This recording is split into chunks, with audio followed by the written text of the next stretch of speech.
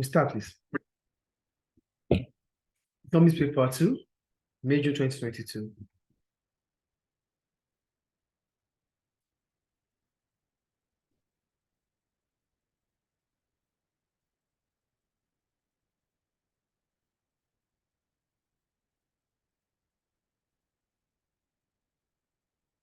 So we have source material happiness. For Bhutan, we have population, GDP per head, government spending, government tax revenue, World Happiness Index ranking, Human Development Index ranking. So this for Bhutan. That's the fact. The United Nations has published a World Happiness Index every year since 2012.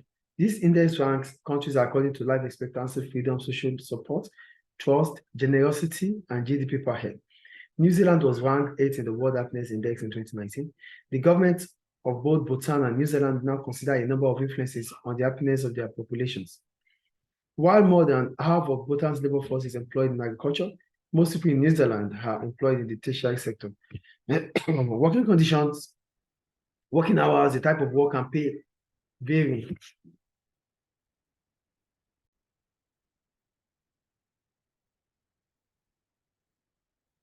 While more than half of Bhutan labor force is employed in agriculture, most people in New Zealand are employed in the tertiary sector. Working conditions, working hours, and the rest.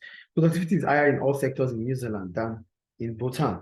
This is partly the result of higher investment in capital goods and education in New Zealand. New Zealand also has a higher GDP per head. GDP per head can influence net migration, the number of people, as shown in selected countries. We have Bhutan, Cyprus, Kenya, Mozambique, New Zealand, and Slovenia. So the GDP per head and net income, okay.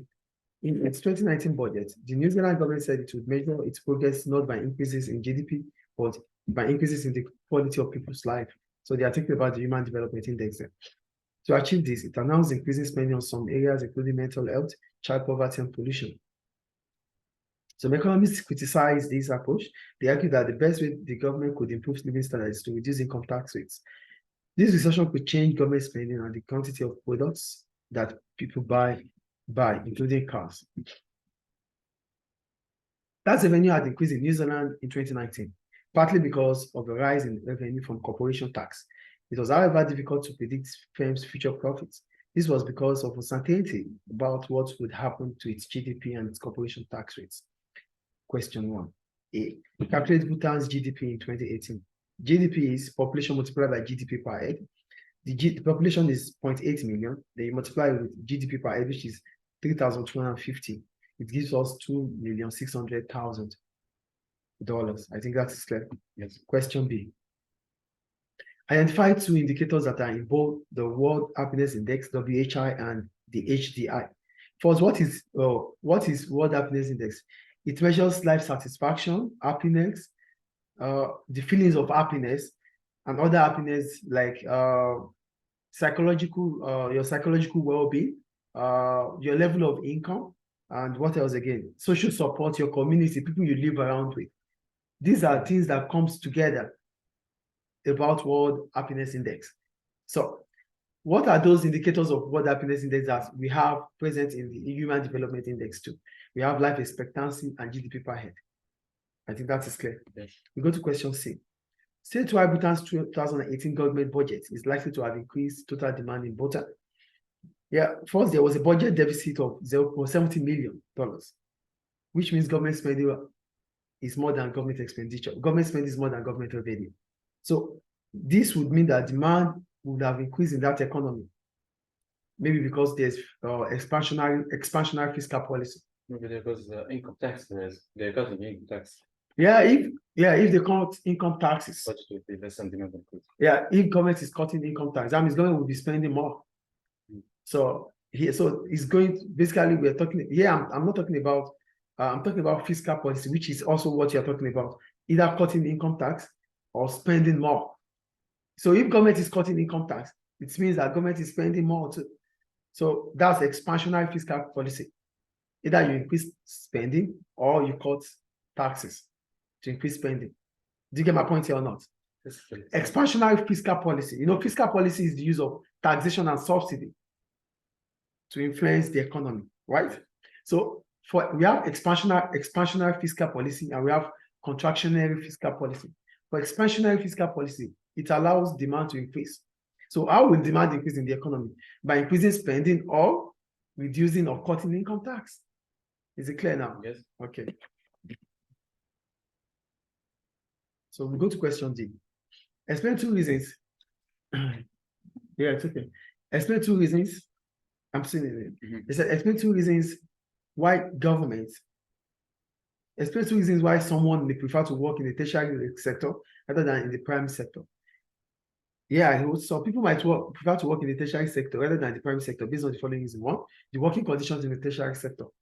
In the tertiary sector, it's office settings. It's an office settings. So people might feel like, oh, they get more satisfaction, job satisfaction, work with a very conducive environment than working under the sun or under the rain. That's the first point. The second point is about better payment. The tertiary sector or the primary sector is characterized with low payment. Yes. While the tertiary sector is the service sector, there's high pay in the tertiary sector. So people might choose to work in the tertiary sector so that they can be able to, increase their spending and their living standard. Is it clear? Yes. All right.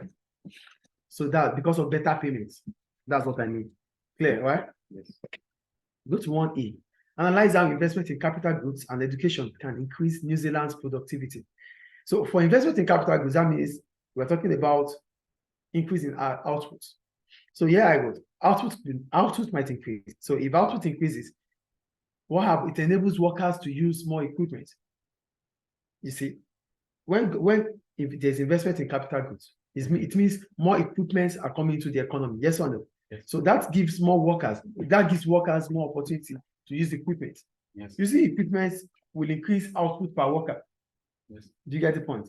The second point I make is higher investment in education. Higher investment in education can enable more children to be educated, which improves the skills of the workforce.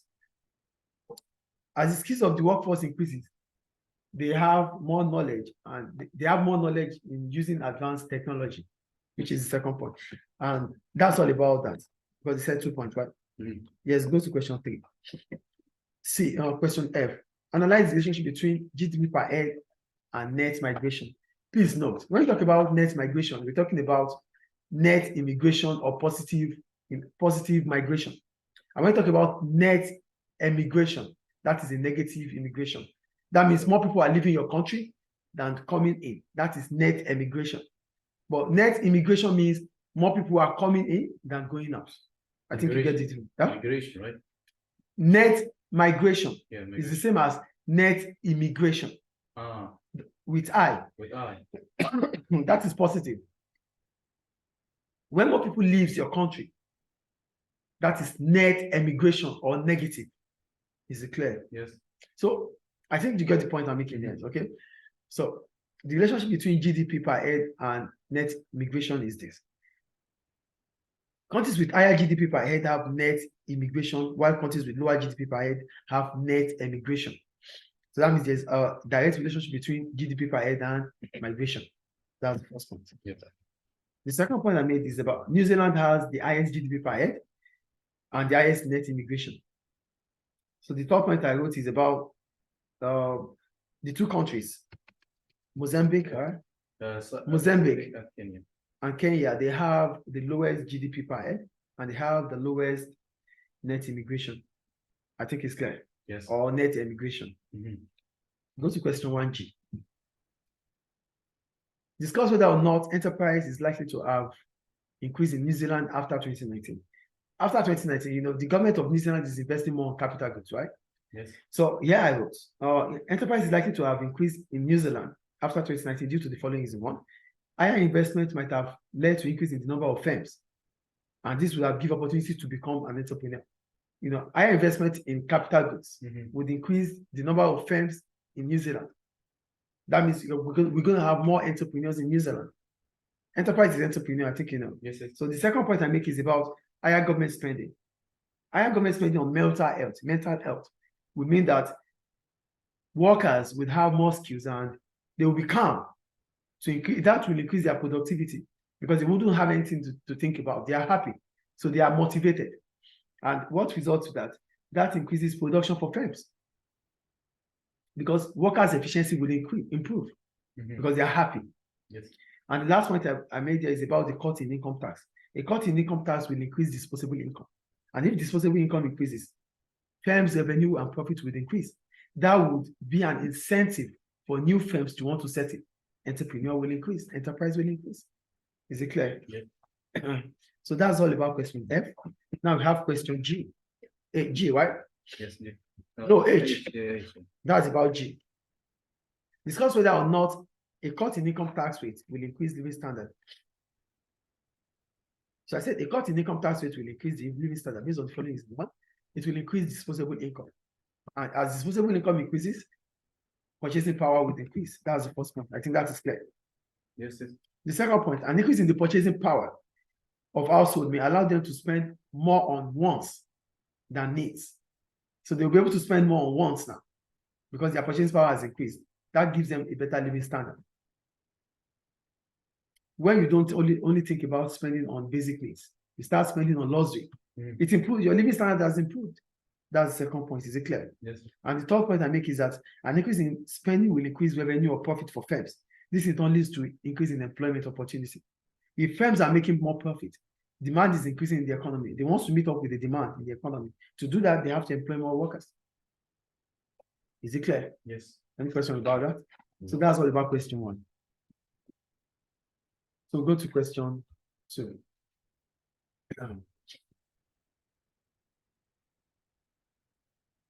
There was a significant increase in the money supply in Angola in 2019. The National Bank of Angola was concerned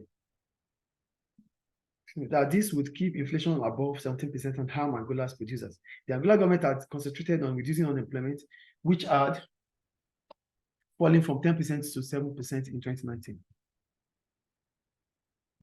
For 2A, identify 2 forms of money. We have forms of money, we have banknotes, we have coins, we have credit cards, we have cryptocurrency, we have check.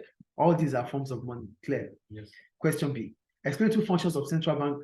Explain 2 functions a central bank perform for its government. One, the central bank is the government bank. So why is it a government bank? Because it could accept payments on behalf of the government in forms of taxes. 2, it's in charge of the monetary policy for they influence the economy through monetary policy, like increase interest rates. And the third point I make is that it acts as the lender of last resort. That means when commercial banks are short of cash or they are about to be out of operations, the central bank will help them.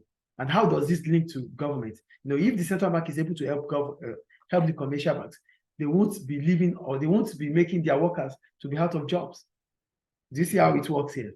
So that is how central bank will help them, the government through helping commercial banks. Is it clear? Yes. We go to question C. Analyze why a government may have lower employment as its main aim. So what I said, the government may have lower unemployment as its main aim due to the following reasons. One, it is a macroeconomic objective, which government performance might be measured through it. You get my point here? It's a macroeconomic objective, which the performance of the government might be measured. So government of the country might, they want to contest for another election. They have to reduce unemployment. So if they are able to reduce unemployment, they use it as their campaign. They use it as for their campaign, that this is what we have done. So it measures their performance. Clear? Yes. The second point, lower unemployment would increase economic growth, which in turn raises the level of income and the living standards. Clear? Yes. The third point is about lower unemployment will increase the total demand in the economy, which might allow government to make revenues through taxes. And that would help government to spend on public, on infrastructure, on education, on healthcare. Yeah. Is it clear? Yes. Then we go to D. They said discuss whether or not inflation will harm producers. So I said inflation will harm producers due to the following reasons. Number 1, that's question 2, please. Yeah. Number 1, don't do it that way. Take question 2 separately. Just leave it out. Okay. So inflation might, I said inflation will harm producers due to the following reasons. 1, it might increase the cost of production. And if cost of production increases, it leads to cost push inflation. That's the first point. The second point, with inflation, higher prices would occur. So if higher prices might reduce the international competitiveness of firms. Do you get the point here? With higher inflation is higher prices, right? So that means it will reduce international competitiveness of firms. So they won't be able to export. Because they are producing for exporting too. But they won't be able to because they are not internationally competitive. The third point, this may cause many costs. High inflation might cause many costs. How? Many costs is when you have to continue to change your price tag. That means you are spending on changing price tag. It is harmful for firms. And the last point I make is that it will lead to a fall in the level of confidence of firms. Firms won't have confidence about the future, so they are pessimistic about the future, so they might not want to invest. Is it clear? Yes. That's 2D, right? Yes. So we'll go to 3. Question 3. Yes. In 2019, France produced inside its production possibility curve. France exports a wide range of its products. It is the world's top exporter of luxury perfume and the 7th largest exporter of soap. Changes in technology affect the products people produce and buy. The French government plans to upgrade its infrastructure for all households to have internet access. So they said France is still producing inside its PPC. That means they are still unused resources. You get the point? Yes. So, yes. Should I continue? Yeah. Define a production possibility curve, a PPC. Here I wrote, the PPC is a graph which represents the combination of 2 goods that can be produced if all resources are fully utilized. Clear? The combination of 2 goods that can be produced in an economy if all resources are fully utilized. That is PPC. Clear? Yes. Question B. Explain why demand for soap is more price inelastic than the demand for luxury brand of perfume. So the demand for soap is more price inelastic based on the following reason. 1, soap is a need. It's a need. We need soap, which means it has to be purchased. Unlike luxury brand perfume, you don't have to use it. That's the first point. The second point is that soap has fewer substitutes than luxury perfumes. We have different luxury perfumes. So because there are few soap substitutes, that means the demand for it might be price inelastic.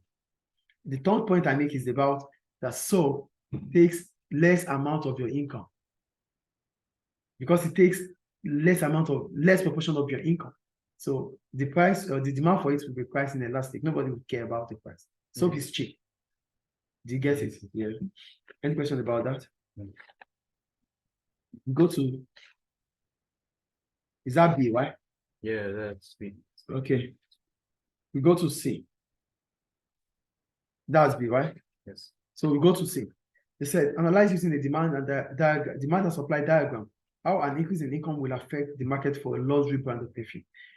An increase in the level of income will lead to an increase in demand. But how? Because as soon as the level of income increases, the disposable income will increase for households, yes or no? They might start spending on luxury. And if they have to spend on luxury, that means they can spend on luxury perfumes. So the demand for luxury perfumes will increase, shifting the demand curve from increasing the quantity demanded from Q to Q1, shifting this demand curve from D to D1. The right side. Is it clear? To the right? Yeah, right way. From D to D1. I think it's clear. Yes. So we'll go to D. Discuss whether or not the public sector should be responsible for the supply of all internet service. Yeah, I said the public sector should not, based on the following reasons. 1, it is an opportunity cost. Yeah, should not. It's an opportunity cost. Why? Because the money spent on internet should have been spent on should be spent on maybe education or healthcare. That's the first point. Is it clear? Yes, yes. The second point is that the private sector may be more efficient, making the price of internet even affordable. That's the second point. The third point is about profit maximization. For profit maximization, I said there is profit maximization which may enable private sectors to improve the quality of goods of internet. And the last point is about the private sector do not need to wait for the government before they take decisions. Government they might have to go through constitutions to take decisions. So decision making here is faster. Is it clear? Yeah. So that's all about question 3.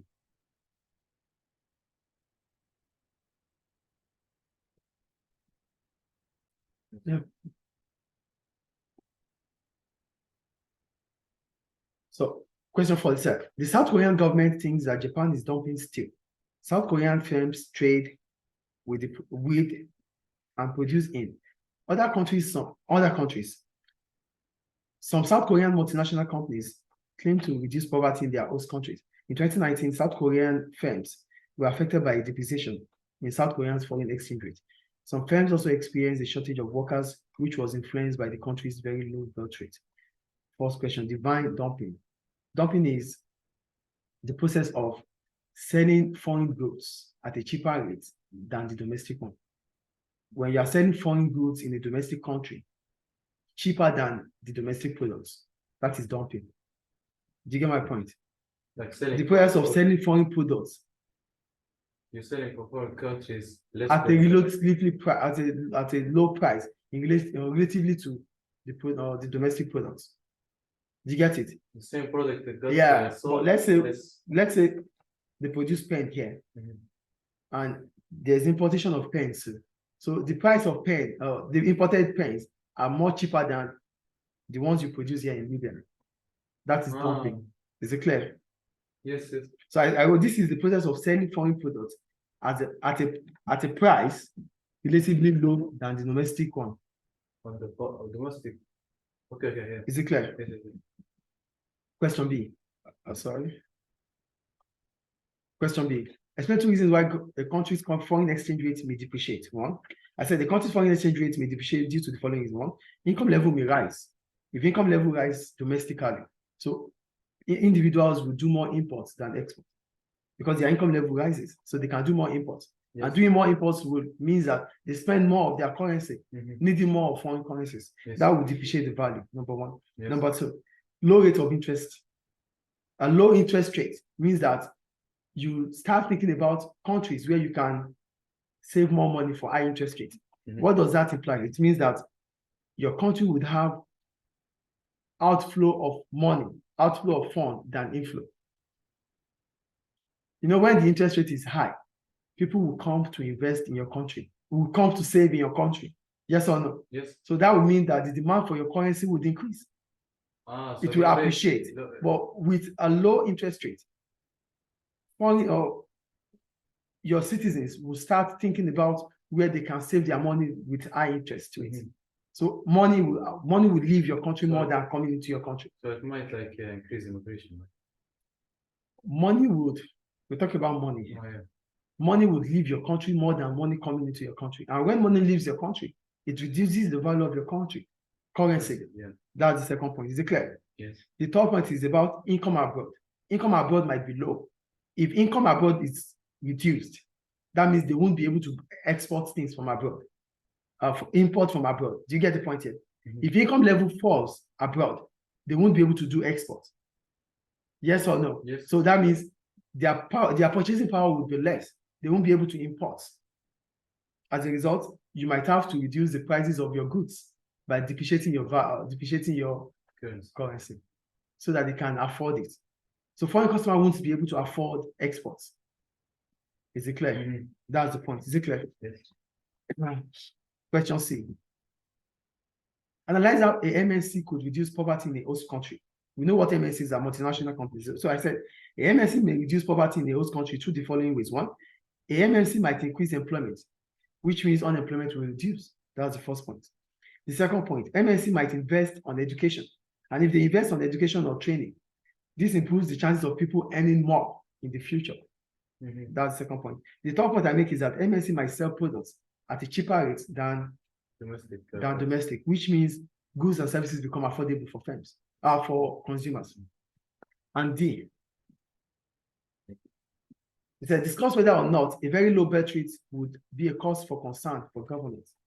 I said a very low birth rate might not be a cause of concern for government based on the following reasons. One, it may reduce overcrowding, which means that the burden on the environment will be reduced. That's the first point. The second point I make is that it reduces resource depletion. You won't be using resources more. So resources will be used on capital goods rather than consumption goods, consumer goods. Yes. So that means resources can be used to produce other resources. The third point I made is that it may lead to the economy moving below the optimum population, moving below. not moving because it's low birth rate now, Underpopulation. below optimal. Yeah, Underpopulation, yes. And that is good for the economy too. And the last point I make is that the labor force might maintain the labor force, which means that a lot of people, because there's low birth rate, a lot of people will not need to leave job earlier because they have to take care of their family or kids. Do you understand? Yes. Any question about that? No. So that's all about paper 2. Is it paper 2? Yeah, paper 2. No, paper 1, paper 2, May, June 2022. Yeah. Okay. 1 minute. I have to go with the phone. Call him, please. I start. Listen, are you with or not? Listen. Might not.